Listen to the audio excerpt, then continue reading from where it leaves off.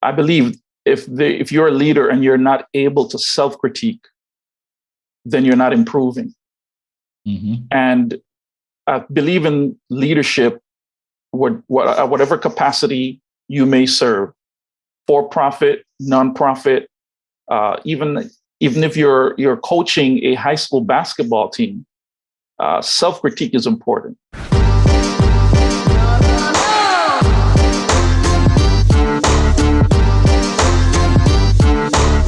Hello, everyone. Welcome to another episode of the World Class Leadership Podcast. I'm your host, Pierre Monice, and today you're in for a treat. We get to speak to a good friend of mine, leadership expert, pastor, coach, entrepreneur, Mr. Laton Smith. Laton, how you doing today? Oh, how you doing, Pierre? I appreciate. Pleasure to be here. Appreciate you having me on. Hey, man, of course, of course. Well, before we dig into talking about life and leadership, I definitely like to break the ice. So I know you're a man that loves vacations. So if you could vacation in one place for all of the rest of your vacation days and anywhere in the world, what place would that be? Oh man, I have so many places I want to go. Just one, just one. Stick to the question. One place, just one. This is going to sound weird to a lot of people. I guess it's the introvert in me that likes it. It's the countryside of England. Okay. The countryside of England. It's beautiful, rolling, these smooth rolling hills. It's quiet, beautiful scenery. They have these cottages that are peaceful and tranquil. So if I would go to one place every year, the countryside of England. So yeah. Very nice. Yeah, that sounds peaceful. That sounds peaceful. I like that. Excellent. So, Layton, tell everyone who's listening, a little bit about what you do, your current role, what do you do, and let's just start there. Sure. And again, pleasure to be here, Pierre. I appreciate the opportunity to kind of share a little bit of my leadership journey with your audience. Currently, at this point, I am a pastor. I lead two congregations in the South Florida area, specifically in the city of Homestead and Kendall. And also, while I pastor, I also enjoy investing. I do invest actively in crypto and very few stocks. I do day trade as well. And I've been doing that for the last 4 years. But ultimately, I'm passionate about leadership. I'm passionate about doing things or looking at an organization or looking at a team and trying to figure out ways to do things better, to meet a goal, to gain the desired results. I've always been that way, always looking at just things. And this reminds me of Pat Riley. Pat Riley in his conversation with, or not Pat Riley, but Eric Spoelstra would say when he was being mentored by Pat Riley he's trying to find everything to make it more efficient, right? Even if it comes down to literally driving to work, there must be the most efficient route. There must be a better route at a certain time, just in the little things of his life. And I realized that about myself, and it translates. It's not something that I just do for work. This is just a part of who I am. My wife, it drives her crazy sometimes because, I'm constantly looking to make sure we do things in the most proficient way and things of that nature, how we can do things better, how I can do things better. So that translates into my professional life very well, and how I carry myself and think about life in general. Yeah, I like it. You're not a perfectionist, just a process. No, I'm not a perfectionist at all. No. No, I'm joking. For those listening, they won't know that you and I, we went to school together in college. We majored in theology together. So yes. Definitely lots of great time. And, I was also part of your wedding.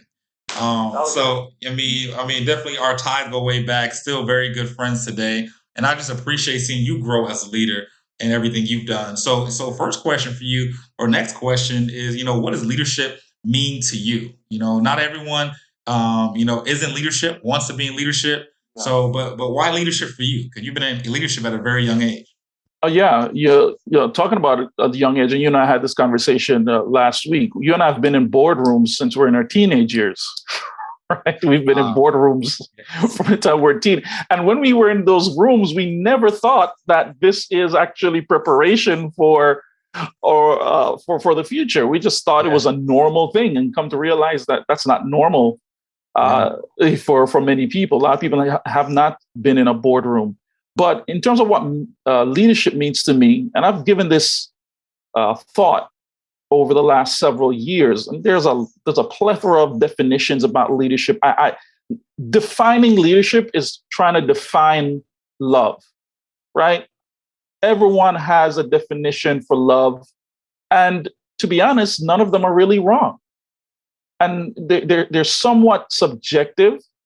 And some scholars may argue that it could be objective, but still, then some people accentuate a particular aspect of leadership more than others. For me, leadership is going into changing the atmosphere of an organization, to produce extraordinary outcomes. I like that. Changing the atmosphere of an organization to produce extraordinary outcomes or results. I believe if you're a leader, if you cannot change the atmosphere of the room, or if you can't change the atmosphere of your team, and what I mean by atmosphere, I mean accountability. Can you allow your team or organization to be accountable to the overarching goal or vision? What are you the type of leader that when you have meetings, when you call meetings, are people standing ready, knowing that what you are going to bring to the table, you're going to demand their very best? Ultimately, are you setting the bar high? It is not subpar. Are you setting it high? And even if it looks or sounds unattainable, we know it's possible. Because as a leader, we demand it. Not only do we demand it, but we're going to do the things necessary for the team and put the instruments in place for the team to achieve it, right? And so it's going to bring out a sense of accountability. It's going to bring inspiration. It's going to allow the team members or organization to aspire for more, letting them know that there's not a ceiling. We can get it done.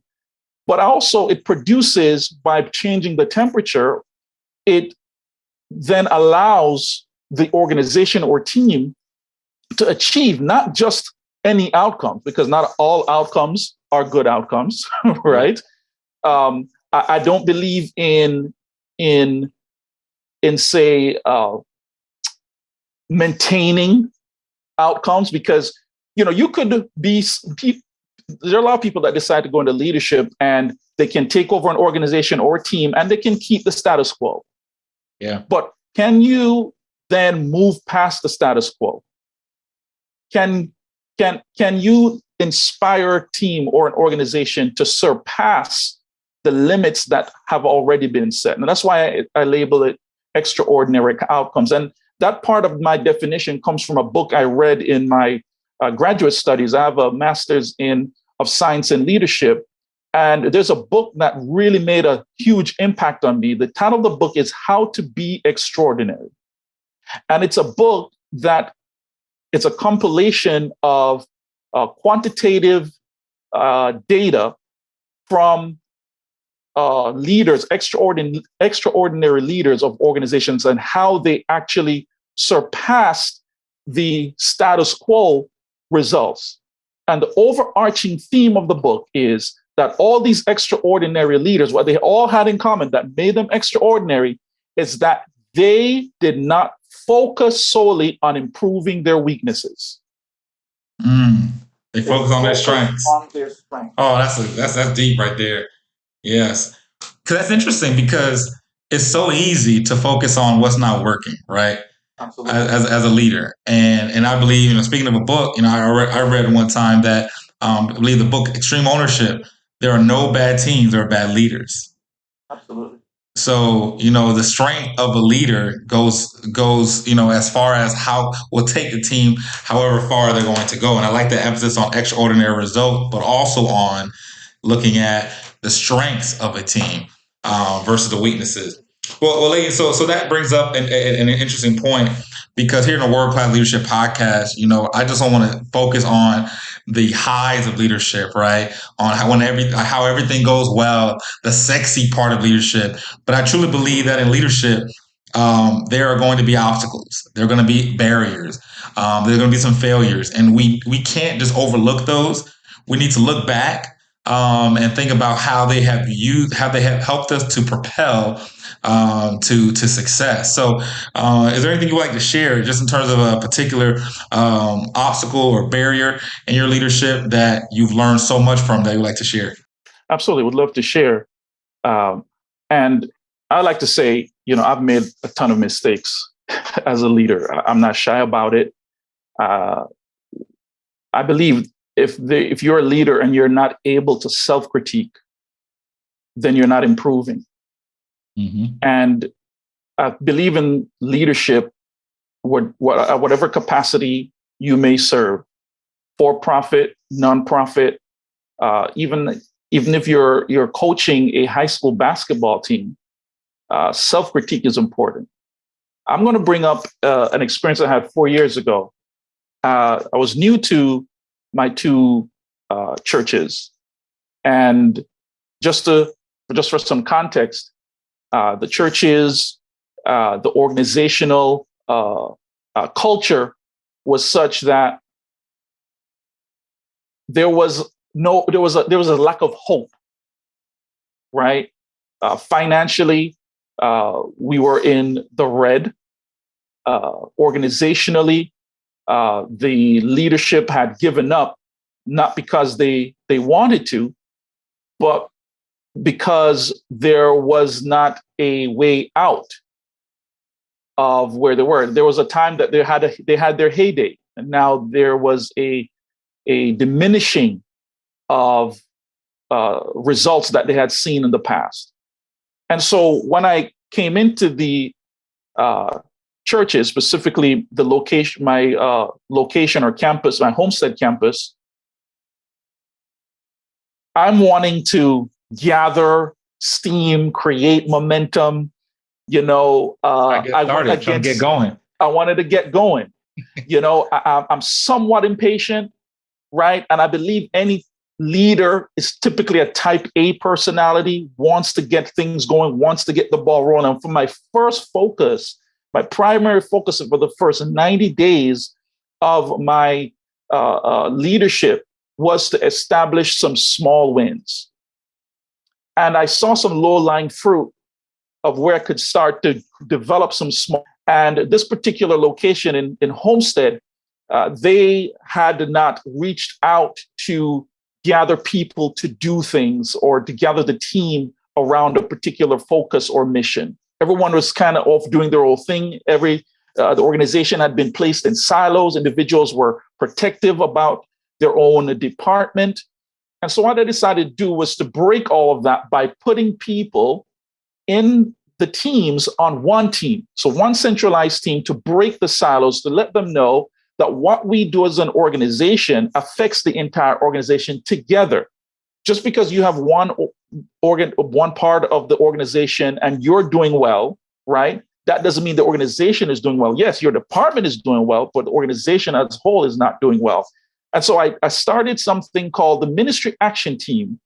And I gathered people on this Ministry Action Team to get things going, to start to turn that culture of accountability. And by doing so, I don't want to take too long on this, but the mistake I made was once I put that team together, I unknowingly stepped on the toes of another person that's on my immediate team, or for those who are in the corporate world, to translate it, on my executive team. I stepped on his toes, and he became, upset because that Ministry Action Team went against his work, or it coincided with what he did. And so he took offense to it. because it was almost like we're doing the same thing. And so I had to deal with that. What ends up happening is he resigned from his position. And for those of you who don't understand where I'm coming from, usually in nonprofit organizations, you have to work with volunteers. And he was a volunteer. And so he decided to. And so he gathered people to his side. And I ended up having egg on my face, right? Yeah. Because instead of what I should have done when I came in, or should have taken a little bit more time to step back, observe, see where I could do things. I should have, and he was a stakeholder, right? Mm-hmm. He was a stakeholder. I needed to go to the key stakeholders and negotiate a way forward. And I didn't do that. And it ended up backfiring, that I had to do some damage control early in my tenure at the location. Yeah. So 2 takeaways, man. I like that. And thank you for your vulnerability and sharing. And I think a lot of leaders can resonate.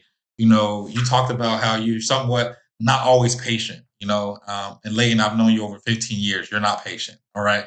And that's how we get along. Neither am I. But I realize sometimes we have to go slow to move further faster, right? We got to take time to build consensus, take time to get to know the people. And probably some of it, they didn't know who you were as a leader, right? So you meant well, but it's not about meaning to do well. We have to do well by building that trust, because leadership is all about relationships. And no, that's a great learning point. I won't say it was a great example, because we wish we wouldn't have to go through those experiences. And then the second takeaway is that, you know, oftentimes when you start with an organization, like you said, your first 90 days are crucial. You know, they're so crucial. And, you know, if you go in there with your own agenda, with your own plan, you're going to set yourself up for failure. So, no, that's interesting. Excellent. And I don't want to overlook the fact, you know, just when we talk about our relationship, you and I, Layton, is that, you know, I look up to the fact that not only are you a pastor, but you're a family man. You know, you have, you know, beautiful wife, you know, beautiful daughter, Gabby's adorable. Just talk to us just briefly, kind of our last topic, you know, work-life balance, right? Because we talk about leadership, and we often hear leadership is, you know, you never turn the switch off. But what does that look like when you have a wife and a child at home, or a family, or children at home, but you want to do, you know, world-class work. You want to be the best and be there for your people. This is a very important topic, because in the realm of leadership, oftentimes what's not emphasized is self-leadership. And I believe in order for there to be work-life balance, really, when we think about work-life balance, is time management, right? But I'd like to throw that paradigm out and actually focus it more on leadership, talk about self-leadership. Ultimately, if you as a leader, if you're not taking care of yourself, taking care of your mental health, taking care of your physical health, taking care of your emotional health, taking care of your relational health, you will not be an effective leader on the job. Period. You can fake it for a while, but your executive team, your board members, eventually they're going to start to see those blind spots. So the best way that I can only talk from what I do is, you know, when we just got married, I was leading organizations before I got married. But when I got married, you know, if you've never been married, but you've never been married, once you get married, you realize your time starts to shrink, you know. And so I had to find a way to get around. But I believe this is the key point here. Leaders need to know, or need to understand, and it's critical that they choose the right partner. And I'm so thankful that I chose the right partner. She was supportive. She is supportive. She understands, and she allows me the ability to pour myself into my work. Even the things I do extracurricular activities, she allows me to do it, because she understands that. And she knows one thing about me. Once I'm able to pour myself into my work, I always make time for her. I always make time for my daughter. So there's never usually a complaint about that. They know they come first. And so what I did my first 2 years when I came into being the full-time leader of these two locations, I decided to put all the hard work in setting the organizational foundation. Organizational culture was very important to me, to set that team, accountability, right? Alignment around a mission and a vision. And it took a lot of work to get that foundation cemented. But once my daughter came into the picture, it allowed not for all the responsibility to fall on my shoulders, but for the responsibility to fall on the team, which allowed me the opportunity to spend quality time with my family. And I believe sometimes as leaders, we want to put everything on our shoulders, when in actuality, leaders shouldn't be about be singular. It should be about a team, right? Yeah. How can we manage this team to make sure they are doing better, to make sure they get credit, make sure they are progressing? Because ultimately, the greatest mark of a leader, as I've learned from, he slips me right now, but the 21 Irrefutable Laws of Leadership, John Maxwell, he emphasizes that the ultimate mark of a leader are the people or the leaders he or she has created. Right? That's the ultimate mark of a leader. So if you're a leader and you're not creating other leaders, you're not sharing your leadership and your influence to make them become leaders, then you're not actually developing, you're actually doing too much, right? As a leader, your whole goal is not to have the people that work for you or with you to be always subject to you. But ultimately, you create leaders that eventually they can go off and lead their own organizations as well. And it will be a credit and really a compliment to you as a leader in other realms in society. Yeah, that's true legacy building, and that's succession planning, right? Oftentimes in organizations we hear, "Yeah, I've been working, 80 hours a week. I'm in the office super early, or I leave super late." Even myself in my leadership, I try to model and really verbally appreciate. No, take time. The work will still be there. Delegate. Push some of the decision making down. And that sounds like it's especially key when you have your family, because it sounds like you have to lead at home first before you could have long-term success and leadership in the boardroom. So, no, Laton, this has been great. We have to wrap things up. But before people who are listening and viewing, if they wanted to get in contact with you just to hear more about you and what you do or connect, what's the best way for them to contact you? You can say it here, but we'll also add it into the show notes. Absolutely. The best way to interact with me, I'm on Facebook, but I don't get on Facebook that much. But on Instagram, it's Loon Warrior. There's a whole story behind that that name. How do you spell that? LoonWarrior. All right. It's actually a leadership principle why I named it that way. You don't got to explain it to me. That's your business. I'm just trying to make sure they get in contact with you. But Laton, man, I appreciate your leadership. I appreciate your friendship, our brotherhood. So proud of the work you're doing. Definitely a world-class leader in so many different areas of life. For those listening, thank you for taking a look and listen. Please like, comment, share some feedback at the bottom on the show notes. We want to hear from you. And remember, you too are a world-class leader and looking and helping you to be successful in different areas of your life. Tune in to our next few episodes. I'm sure you will be encouraged and inspired. Have a great day.